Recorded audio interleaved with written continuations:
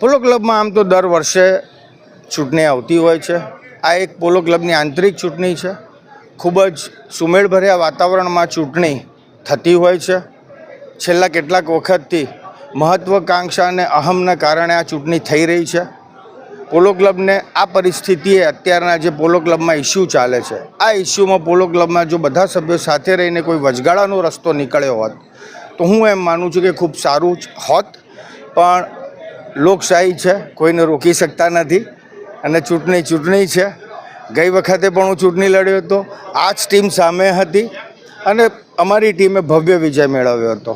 આ વખતે પણ જે લોકો ગઈ વખતે અમારી સામે હાર્યા હતા એ જ લોકો ફરી ઊભા છે અને મને આશા છે કે પોલો ક્લબના મેમ્બરે મને જે રીતે 4 ટર્મ વાઇસ પ્રેસિડેન્ટ બનાવ્યો છે, જીતાડીને બનાવ્યો છે, આ વખતે પ્રેસિડેન્ટના ઉમેદવાર તરીકે હું ઊભો છું અને મારા પોલો પરિવારના તમામ સભ્યો ચોક્કસથી મને જ્વલંત બહુમતીથી જીતાડશે અને અમારી ટીમ ડેમોક્રેસી ફરીવાર અહીંયા જવાબદારી પર આવશે એમ લાગે છે.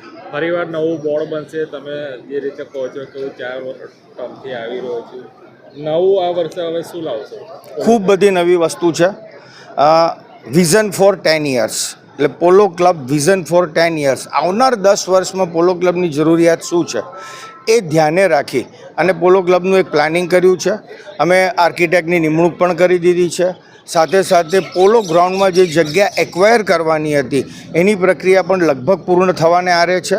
એટલે મને એમ લાગે છે કે આવનારા દિવસમાં વડોદરા શહેરની ના માત્ર એક ક્લબ પણ સમગ્ર ગુજરાત અને દેશભરમાં પોલો ક્લબ ખૂબ જ પ્રખ્યાત હશે.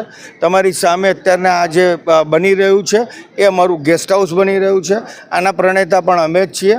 પોલો ક્લબ વડોદરાનો સૌથી મોટો એટલે 5000 સ્ક્વેર ફીટ 18 ફૂટ હાઇટનો એક હોલ, એસી હોલ બનાવવા જઈ રહ્યું છે.